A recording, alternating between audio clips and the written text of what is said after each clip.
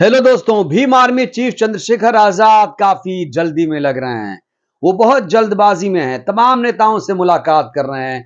वो तेलंगाना जा रहे हैं, केसीआर से मुलाकात कर रहे हैं, बिहार जा रहे हैं, नीतीश कुमार से मुलाकात कर रहे हैं, तमाम अखिलेश यादव से, जयंत चौधरी से, हर जगह जा रहे हैं, लगातार मुलाकात कर रहे हैं। एक नया माहौल वो क्रिएट कर रहे हैं। ऐसा लग रहा है कि चंद्रशेखर आजाद काफी जल्दी में हैं, क्योंकि 2024 का चुनाव उनके लिए भी अहम है और वो संसद जाना चाहते हैं। उनका सपना है कि वो सांसद बने 2024 में। और दोस्तों, इस समय वो उनके तेवर जो हैं काफी तल्ख हैं और बहन कुमारी मायावती जी के लिए वो लगातार तारीफें कर रहे हैं, लगातार उनके तारीफों के पुल बांध रहे हैं। वो पहले बुआ कहते थे, अब मां कहते हैं, अब अपना राजनीतिक गुरु बता रहे हैं। तो आखिर क्यों ऐसा है, इस पर आज हम करेंगे विस्तार से चर्चा। तो चलिए चर्चा की शुरुआत करते हैं दोस्तों। देखिए, भीम आर्मी का निर्माण हुआ था 21 जुलाई 2015 को और उसके बाद आजाद समाज पार्टी का निर्माण हुआ 15 मार्च 2020 को। आजाद समाज पार्टी कांशी राम इनकी पूरी पार्टी का नाम है और ये काफी तेवर वाले हैं। मूछें अपनी तान कर चलते हैं। सहारनपुर इलाके से आते हैं। पश्चिमी उत्तर प्रदेश में एक इलाका है सहारनपुर, वहां से आते हैं और एक नई राजनीति करने के लिए जाने जाते हैं। इनके जो कार्यकर्ता हैं नीला गमछा पहनते हैं और जहां भी कोई घटना हो वहां पर चंद्रशेखर रावण पहुंच जाते हैं। जहां पे भी SC ST एट्रोसिटीज होती हैं वहां पर चंद्रशेखर अपनी उपस्थिति दर्ज करा लेते हैं। और देखिए, पार्टी बनाने से पहले ही फरवरी में उन्होंने योगी आदित्यनाथ के खिलाफ 2022 में गोरखपुर से चुनाव लड़ा था। उन्हें 7,500 वोट ही मिले थे और वो चुनाव हार गए थे। और अब चंद्रशेखर आजाद लोकसभा चुनाव की तैयारी कर रहे हैं। वो संसद जाना चाहते हैं। मैं आपको कह रहा हूं, वो संसद जाना चाहते हैं। और आपको बता दूं कि 28 जून को उन पर हमला भी हुआ था। आपको याद होगा, 28 जून को सहारनपुर में उन पर जानलेवा हमला हुआ था। देवबंद में 4 आरोपी गिरफ्तार हुए थे। ताबड़तोड़ गोलियां चलाई गई थी। एक गोली तो उनके पीठ को छूकर निकल गई थी। गनीमत रही कि वो बाल बाल बच गए। इसके बाद दोस्तों 21 जुलाई को दिल्ली में एक बहुत बड़ा प्रदर्शन किया गया और उस प्रदर्शन में मांग की गई कि आजाद समाज पार्टी के राष्ट्रीय अध्यक्ष चंद्रशेखर आजाद रावण को Z+ की सिक्योरिटी दी जाए। आपको याद दिला दूं कि कई पार्टियों के नेताओं को चंद्रशेखर आजाद ने अपने मंच पर आमंत्रित किया था। यहां तक कि बसपा सुप्रीमो को भी आमंत्रित किया गया था, अखिलेश यादव को आमंत्रित किया गया था। लेकिन यहां पर कुछ चेहरे खास तौर से नजर आए थे, मसलन कि दीपेंद्र हुड्डा साहब, जो भूपेंद्र सिंह हुड्डा हरियाणा के पूर्व CM के बेटे हैं, सांसद हैं दीपेंद्र हुड्डा साहब, वो नजर आए थे। स्वामी प्रसाद मौर्य साहब नजर आए थे, जो समाजवादी पार्टी की राष्ट्रीय महासचिव हैं। इसके अलावा सीताराम येचुरी CPI के नेता, वो नजर आए थे। और सबसे बड़ा चेहरा वहां पर था जयंत चौधरी। RLD प्रमुख जयंत चौधरी भी वहां पर मंच साझा करते हुए नजर आए थे। काफी माहौल बना। एक ज्ञापन भी दिया गया, राष्ट्रपति के नाम ज्ञापन दिया गया कि चंद्रशेखर आजाद को अतिशीघ्र Z+ की सिक्योरिटी दी जाए। क्योंकि दोस्तों, कंगना रनावत को Z+ की सिक्योरिटी मिली हुई है। कुमार विश्वास को, ये जो बाबा घूमता है, इसको भी सिक्योरिटी मिली हुई है। ऐसे में एक वो नेता जो समाज के लिए अपनी लड़ाई लड़ रहा है, वो लगातार पब्लिक में रहता है, उसको जान का खतरा है, उसके ऊपर गोली चलाई गई है, तो उसको Z+ की सिक्योरिटी क्यों नहीं दी जा रही है। और आपको बता दूं, 21 जुलाई को प्रदर्शन हुआ था, बहुत बड़ा प्रदर्शन हुआ था, ज्ञापन दिया गया। उसके बावजूद आप समझ सकते हैं कि इतना दिन बीत जाने के बाद भी अभी तक कोई रिस्पांस नहीं मिला है। चंद्रशेखर आजाद को अभी तक Z+ की सिक्योरिटी नहीं मिली है।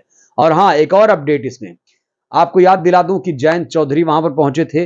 उन्होंने एक बहुत बड़ा ऐलान किया। उन्होंने कहा कि हम गठबंधन करेंगे और RLD के टिकट पर वो चुनाव लड़ेंगे।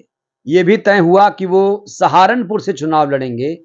अब जब उन्होंने कहा कि RLD के टिकट पर चुनाव लड़ेंगे, जयंत साहब ने जब कहा RLD के टिकट पर चंद्रशेखर आजाद चुनाव लड़ेंगे, तो लोगों ने सवाल पूछा कि भाई, क्या जब उनकी पार्टी है तो क्या आप ASP का विलय कर रहे हैं? ये सवाल उठा था, मैं आपको बता रहा हूं। ये सवाल बहुत मौजू भी है, क्योंकि अगर चुनाव लड़वाना है तो आप गठबंधन कर रहे हैं तो उनका सिंबल केतली है, तो केतली पर लड़वाइए, या आप आरएलडी से उनको क्यों लड़वाएंगे? ये बहुत बड़ा सवाल था और ये डिबेट का भी विषय था। हमने इस पर एक वीडियो भी बनाया था दोस्तों। तो दोस्तों मैं कह रहा हूं कि चंद्रशेखर बड़ी जल्दबाजी में लग रहे हैं। अब बड़ा सवाल यह है कि चंद्रशेखर आजाद कहां से लोकसभा का चुनाव लड़ेंगे? दो नाम, दो लोकसभा क्षेत्र प्रमुख रूप से सामने आ रहे हैं।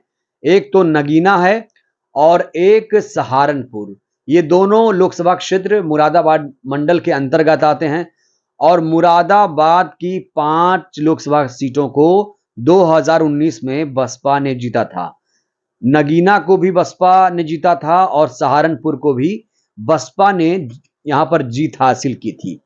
और यही वजह है दोस्तों, यही वजह है, अगर चंद्रशेखर आजाद रावण को नगीना से चुनाव लड़ना है, सहारनपुर से चुनाव लड़ना है, तो सहारा चाहिए बहन जी का। तो मैं कह रहा हूं कि चंद्रशेखर आजाद लगातार बहन जी की तारीफ कर रहे हैं, उन्हें अपना राजनीतिक गुरु बता रहे हैं और ये कह रहे हैं कि मैं एकलव्य हूं, वो द्रोणाचार्य हैं।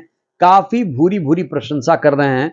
उनका जो सुर है बदला हुआ फिलहाल बहन जी के लिए नजर आ रहा है। एक बात और याद दिला दूं, चंद्रशेखर आजाद बहन जी की बहुत ज्यादा तारीफ करते हैं। वो कहते हैं कि बहन जी ने हमारे समाज के लिए बहुत कुछ किया है और मैं खुद ग्राउंड पर जाकर भीम आर्मी से बात करता हूं तो वो लोग कहते हैं कि हमें एक दलित प्रधानमंत्री चाहिए और बहन जी दलित प्रधानमंत्री बने, ये ख्वाहिश भीम आर्मी की भी है। मैं लिख के देता हूँ कि अगर विपक्ष का चेहरा माया बहन जी रही और उनको प्रधानमंत्री की दावेदारी की गई तो इंडिया को जीतने से कोई नहीं रोक सकता, कोई भी। दोस्तों इस बीच देख रहे हैं कि कई इंटरव्यूज हो रहे हैं चंद्रशेखर आजाद रावण के।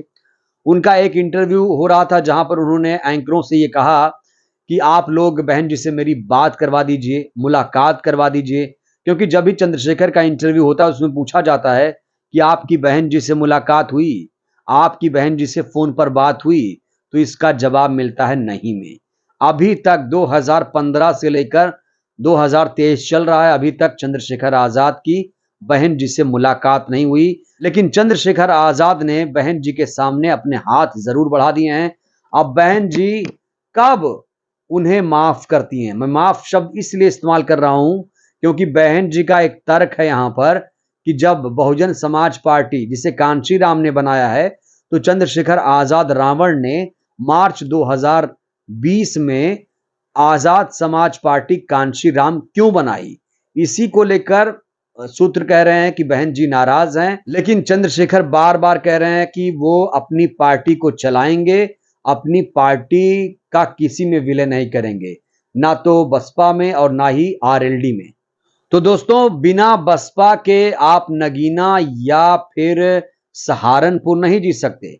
सहारनपुर का वाक्य आपको बताऊं, जब निकाय चुनाव हो रहा था, जानते हैं निकाय चुनाव में चंद्रशेखर और अखिलेश यादव ने बसपा उम्मीदवार के खिलाफ प्रचार किया। नतीजा ये हुआ कि बसपा के उम्मीदवार भारी मतों से, उन्हें करीब 1.5 लाख वोट मिले, वो जीत गए। तो कुल मिलाकर अगर चंद्रशेखर आजाद लोकसभा सांसद बनना चाहते हैं तो उन्हें अखिलेश यादव, जयंत चौधरी के साथ साथ मायावती के समर्थन और साथ की जरूरत पड़ेगी। और इसीलिए दोस्तों काफी वो बहन जी की तारीफ कर रहे हैं, काफी भूरी भूरी प्रशंसा भी कर रहे हैं, लेकिन कुछ गलतियां भी कर रहे हैं, कुछ गलतियां भी कर रहे हैं जिसे लोग नोटिस भी कर रहे हैं। तेलंगाना चले गए, केसीआर से मुलाकात कर ली, जबकि वहां पर आरएस प्रवीण साहब बहुजन समाज पार्टी के एक बहुत बड़े नेता बनकर उभर रहे हैं, बीएसपी की तरफ से मुख्यमंत्री पद के उम्मीदवार हैं। ऐसे में लोग ये भी कह रहे हैं कि ये चंद्रशेखर भाई क्या कर रहे हैं, वहां क्यों चले गए, केसीआर से, संविधान विरोधी नेता से क्यों मुलाकात कर ली। देखिए दोस्तों, मानता हूं कि केसीआर ने बाबा साहब की बड़ी मूर्ति बना दी, लेकिन सिर्फ मूर्ति बनाना और उनमें आस्था रखना, उनके दिए संविधान में आस्था रखना, दोनों अलग अलग बातें हैं। तो केसीआर से मुलाकात करना कहीं ना कहीं बसपा के नेताओं को खटक रहा है कि चंद्रशेखर ये गलत कर गए और इन्हें ऐसा नहीं करना चाहिए। तो कुल मिलाकर नगीना या सहारनपुर से चंद्रशेखर आजाद ताल ठोक सकते हैं, लेकिन उन्हें जरूरत पड़ेगी बहन जी के साथ की। अब बहन जी उन्हें अपने साथ लेंगी, मुलाकात करेंगी, बात करेंगी, ये बहुत बड़ा सवाल है। दोस्तों इस खबर पर आपकी क्या प्रतिक्रिया है? क्या चंद्रशेखर आजाद रावण को बहन जी का साथ मिलेगा? क्या बहन जी उन्हें माफ कर देंगी? और क्या दोनों को साथ आकर चुनाव नहीं लड़ना चाहिए? क्योंकि देखिए मैं बार बार कहता हूं कि अलग अलग नहीं होना चाहिए किसी को भी, सबको इस समय एकजुट होने की जरूरत है। अगर मोदी को हराना है, एक एक वोट कीमती हो गया है, मोदी को हराना है तो सबको संगठित होना पड़ेगा। कोई भी दिल में गिला शिकवा है तो उसे दूर करिए, फिलहाल 24 पर फोकस करके आगे बढ़िए। बहरहाल इस वीडियो में इतना ही दोस्तों, इस वीडियो को आप खूब सारा शेयर करिए, चैनल को सब्सक्राइब करिए, इस वीडियो को जन जन तक पहुंचाइए जिससे बहुजन समाज जागरूक हो। जय भीम, जय भारत, जय संविधान।